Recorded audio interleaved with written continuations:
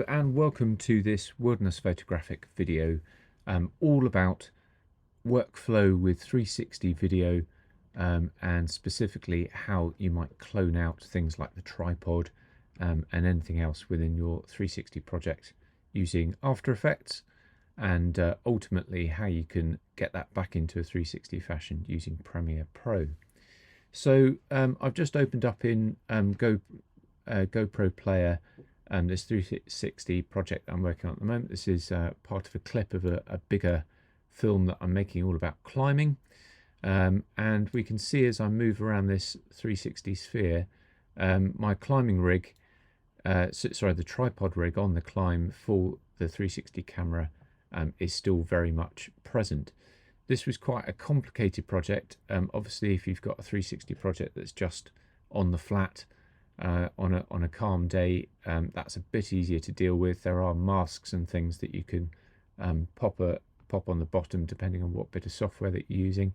This is slightly more complex because the bottom of my sphere, what's known as the nadir, is essentially not what you would normally have as the bottom, because I've plugged it into a bit of rock and the tripod's coming out from that. It's also quite changeable weather, so the kind of light and everything changes as this short clip goes past. You can kind of see bits of string fluttering out from the tripod, and my climber becomes very, very close to the tripod as well towards the end of the clip. So what I want is a dynamic cloning effect, and I can do that using After Effects. So I've already got After Effects open, but if I open up a new project, just need to bring that window in the right place so you can see it. I'm just going to move that away so you can see everything properly. Lovely. So this is our After Effects window. I've got a little sample. I have to be a bit careful that I don't accidentally mess up my main project.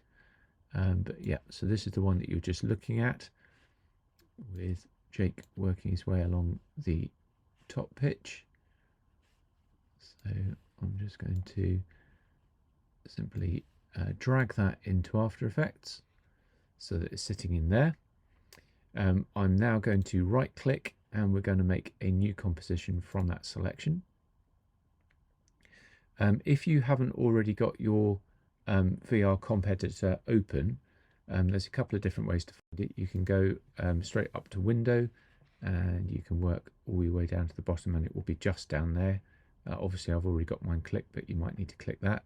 If you completely forget that, you can just go to Help. I'm always looking that up to work out where that is. That will give you a little a window like this that you can put over to one side, and what we want to do is add a two-dimensional edit. It will give you these options here. The aspect ratio that we're going to work in is 16:9, because ultimately my viewer is going to be looking through something like an Oculus goggles. So that's the sort of section of image that they'll see within the 360. Make sure that a 2-node camera is selected, and then we can just add that 2D edit. I'm going to pop that over to one side because we don't need that for the time being. You can see that it's changed a little bit. We're now seeing the aspect that the viewer will first see when they go in there. Can't see the tripod anymore. So what we need to do is head up here on the toolbar, and we're looking for the orbit around the cursor tool. If we click on that and go back to our viewer, we can then move things around, and what I'm going to do is get the camera right over the top of the tripod area that I want to work with. Now I can go into cloning. So a lot like Photoshop, you select the clone stamp, but what I do need to do, I've just got normal cursor at the moment, is remember to double click when I go into the viewer. That selects our clone stamp, and the Alt button selects the area that we're going to clone from.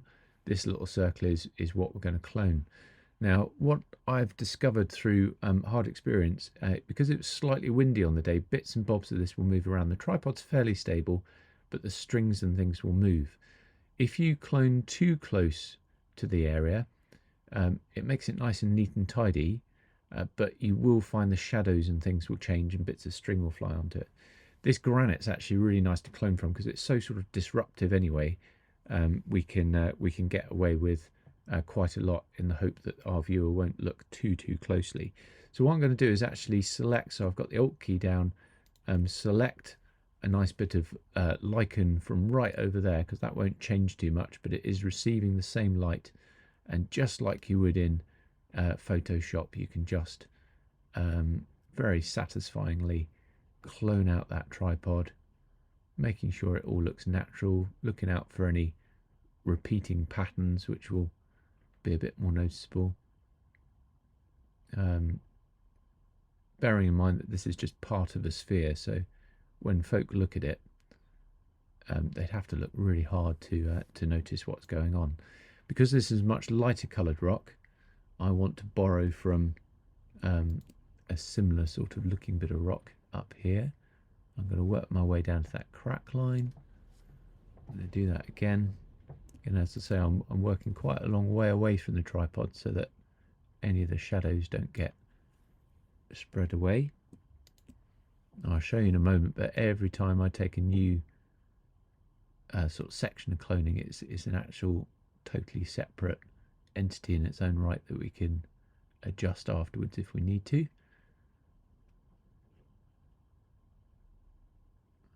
Careful not to go over that line there. Great.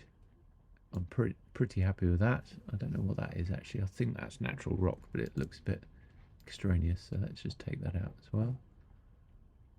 Good. If I want to move around the scene, I can't go through full 360 at the moment, but if I press the space bar, I get that little hand appear, and I can just have a little look around and check I haven't missed any shadows or anything like that. Pretty happy with that. As a single image, that's all good now. But what's worth checking, because this is obviously a moving image as we go through the video, is I'm actually going to scrub along the timeline, and I'm going to look out for anything untoward. So it might be a little bit of string poking out, or a change in the shadow. Even when it goes into that kind of adaptive resolution, we can kind of see anything. So that there's a little bit of string there. So I can take a new clone for that and just cover that one, and then that disappears. I'll just work out where that appears to. So that's going right back to there. So if I go down on the left here, expand that, expand effects, expand paint, you can see all these clones. These are my original clones. This clone 6 is the one that I've just put in, and I know that it appears there, so I'm going to extend that back to that keyframe there and just check I've covered it all. Yep, so that's covering that bit of string now quite nicely. It appears there again. So again, making sure I've got none of those highlighted. If they are highlighted, you're modifying that clone rather than doing a new one. I'm just going to clone that bit out. Again, extend that slightly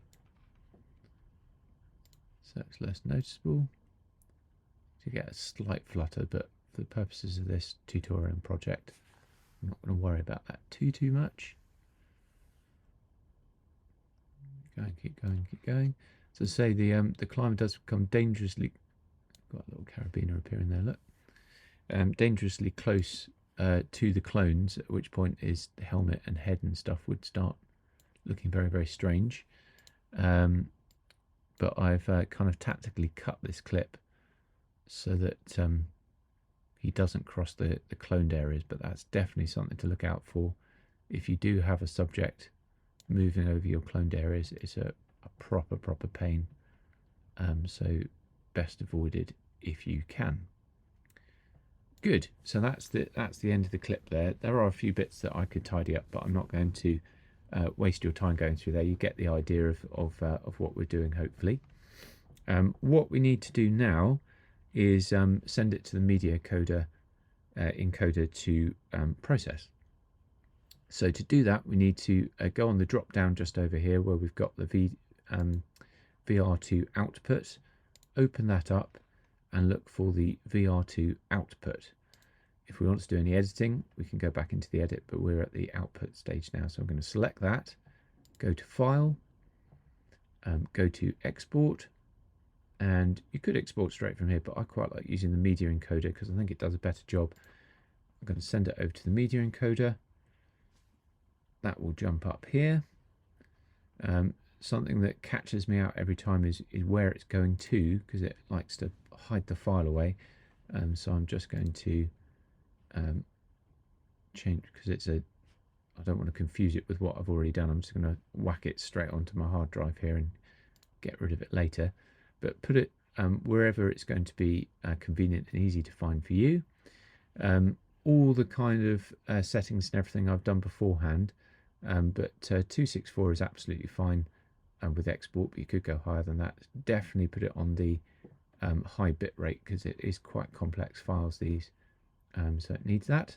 When you're happy, set it off. And depending on your computer and what you've got going on and the length of the clip, that will take differing amounts of time. What our problem is now is that taking that that file that will come out, that won't be, and I don't know why After Effects doesn't have this, but it won't be understood as a 360 file. So for it to be read as a 360, which is the whole point of it, we unfortunately need a next step, and that's going to involve putting our file into Premiere Pro and manually putting in the metadata so that it can be understood as a 360 file. But the stage that we just had in After Effects, obviously super powerful, being able to clone out in real time in any kind of video environment, but particularly in a 360 environment, helps the viewer sort of stay in the moment and not get too distracted by tripods and how you got the camera into position and all that kind of thing. But it is a little bit of a fiddle, so hopefully this video will ultimately help you work that all out.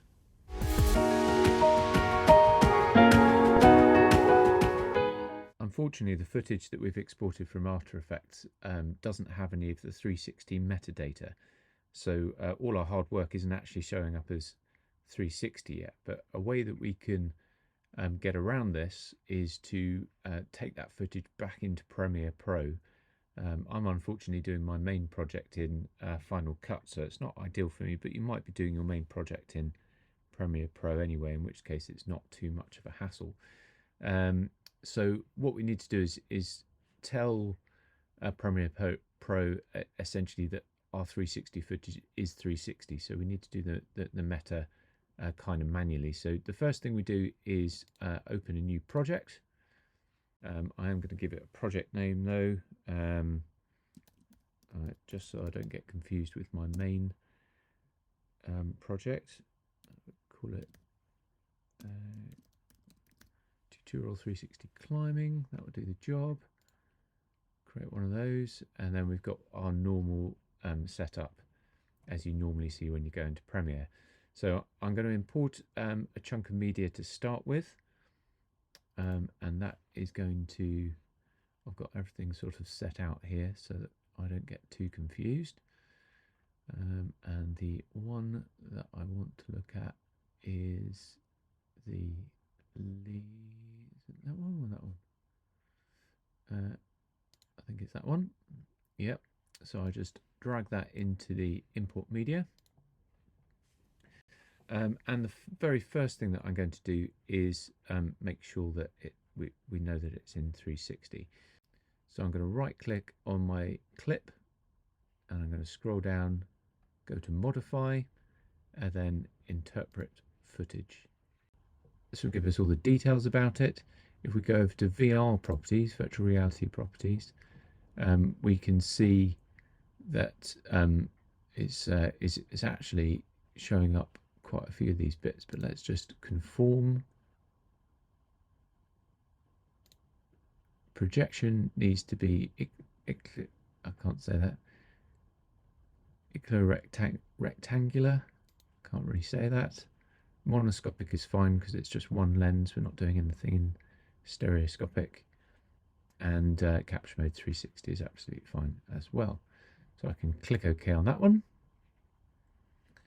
and now I can drop that media into the sequence and we should see that it's well, it's in its sort of flat mode at the moment. If you want to see how it'll actually look like in 360, and you haven't already got the 360 toggle enabled, we can go to the plus sign here, and if I can find it, it's sort of like a squished panorama with a circle around it. I can drag that down onto my edit bar, click OK on that, and then that will allow me to toggle into 360. And this is the first view that we're going to see, but you can move that around however you like. Bear in mind that this is essentially panning at the moment, so this is how your viewer will see it. So I could start the scene on that kind of perspective if I wanted to. The main clip is supposed to start kind of where it is, and if you lose yourself, you can just zero these two and it will go back to how you shot it. So I'm on the horizon there. So that's told Premiere Pro that it's all in 360. That's all good. When we're happy with that, obviously if you're making a project, you might want to put edits and things like that. But all I really wanted to do was turn this clip, or tell this clip that it's 360, so that I can put it back into Final Cut. So all I need to do now is go down to export. I'm going to export media, and I'm just going to check before I put these things to the exporter. I'm going to need to change the name of that to something that I'm going to understand. So I'm just going to put cloned and 360 in so I can differentiate between the other bits that I've done. You definitely want a high bit rate. That is the location that I want it in, so that's absolutely fine. And then I'm just going to check all the other settings, particularly under video. More. So far, one of the key ones that I'm looking out for is this VR video. Video is VR. That does need to be checked. Make sure it is. Monoscopic is absolutely fine, and it says that it's in 360. So I'm ready to go with that. So I can export it. Depending on the length of your project, that will take different amounts of time. But that clip will essentially now be in 360.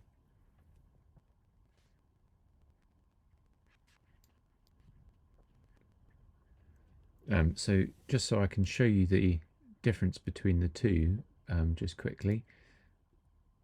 This is the straight out of After Effects. It's been cloned, but it's just been exported from After Effects, and we can see that this is just using GoPro Player, but it's not understanding that this is the 360 project. It's spread it all out.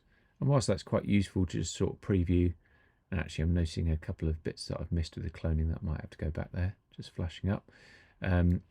It's not in 360. When we look at the project that we've put through Premiere Pro and told that it's 360, again, if I go into GoPro Player, it immediately comes up as 360, as we would expect. And when we play that through, we're able to move around in that 360 environment as you would expect. So as you can see, it's quite a bit of faff. It's not as intuitive as you might expect, but that hopefully will help you. I certainly had to do an awful lot of research to get to the stage that I could do it, and I've got quite a long workflow written down so I can remember how to do it. But that's going from taking your 360 footage, putting it into After Effects so that you can clone out the tripod, anything around the nadir area, the bottom part of your 360 sphere, any other extraneous bits that you want to clone out, then exporting it from After Effects, bringing it back into Premiere Pro so that we can tell that it's the 360, tell it that it's the 360 project, do any other edits that we want to do, and then ultimately export that as a 360 project that can be understood by any bit of software or putting it online. Hope that helps, and look forward to seeing you in the next video.